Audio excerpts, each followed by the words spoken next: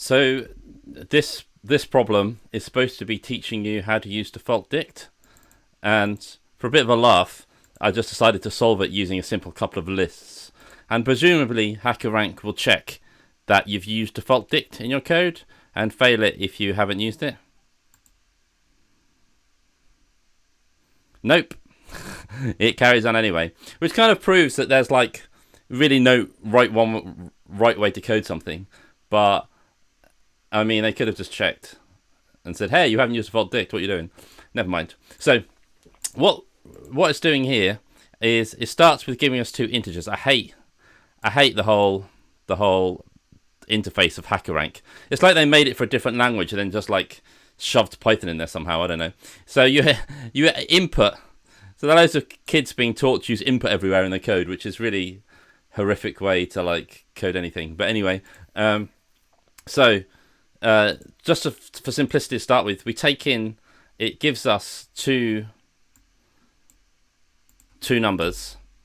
So it starts off by giving us two numbers, and then it gives us a load of letters through standard in.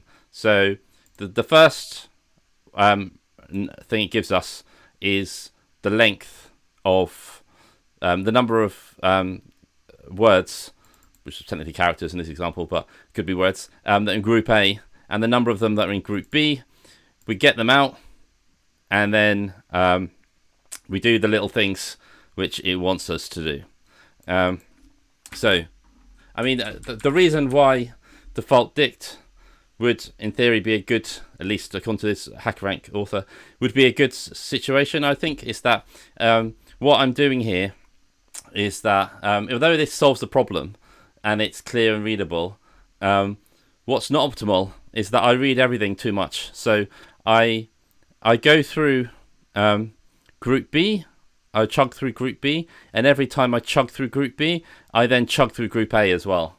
So in O notation, the time complexity is n times m. It's like the length of this and the length of this. The longer this gets, the more time it will take.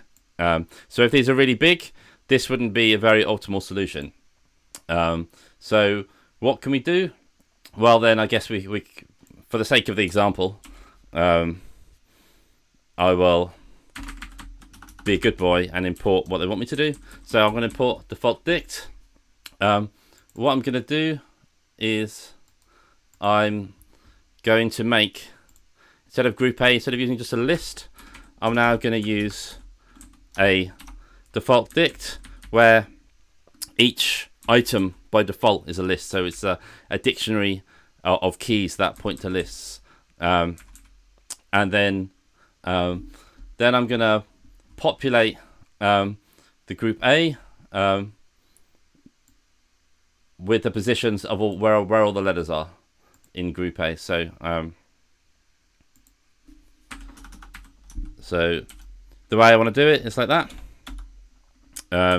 So go from I've kind of, you could do this here, or you could just do +1. This is what I did the other way, just do +1 here. But anyway, so I'm going from 1 to the length of n plus 1.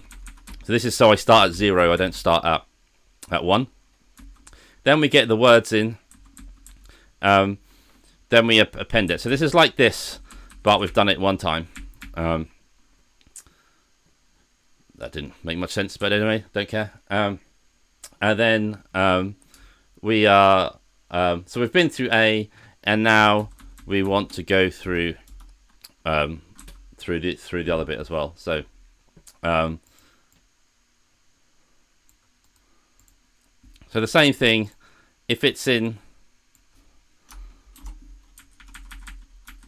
if we get, so now we get all the B words. We've had all the A words and we've put them straight in there, and now we get all the B words, and we're not even using group any of these things anymore.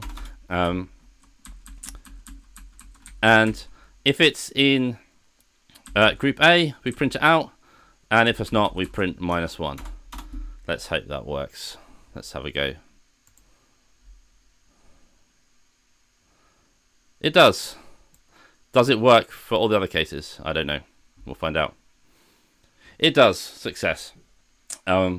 So now the time complexity of that is now, instead of being n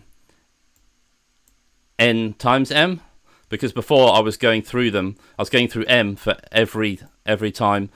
I was going through this group A, every time I went through group B. This time I just go through group A once and group B once. So therefore, the time complexity is now n plus m instead of n times m. And it uses the right tool. So I'm actually answering the question. So the thing I hate about all these things is that this algorithmic problem solving has absolutely very little to do with real world software engineering. I mean, they teach you how to manipulate the data structure. There's, it's artificially constrained to use the standard library stuff you wouldn't tend to use, and it's really over focused on CPU based loop logic, which you wouldn't do this in the real world. You use data pipelines or whatever. So in engineering, the priorities are maintainability, readability, modularity, efficiency in context. You want to use network I/O databases. Proper use of libraries and abstractions. Nobody in production wants to see any of this. If you write this in production, nobody wants to see that. Nobody wants to see you making your own little algorithms. People want to see peer-reviewed things. It should be something, like that. If you're in a more kind of data science context, or it should be, you should push all the heavy processing down to the database. So if you going from the version I had here to the version I had here decreases the time complexity, but now you've got this code. You've still got this code maintenance headache, and it's more complicated. It's harder to read, and for large data, it still isn't very performant. You're doing everything in memory in Python, still not very performant at all. Using something like NumPy or Pandas or pushing it down to the database will, it'll be running in C optimized peer-reviewed code.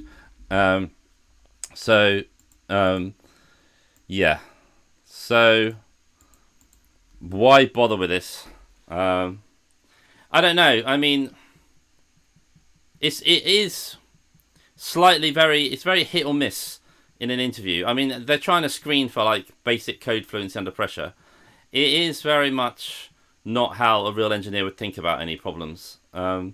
It's very computer science and not like real world engineering. I say you don't want to see any of this. But if job interviews are going to use this, then you have to learn this. But I mean, the amount of time, hours, hundreds of hours to go through the whole of hackerrank. You could have done an Amazon certification, or you could have done, you could have done the gardening, or you could have, met a girl.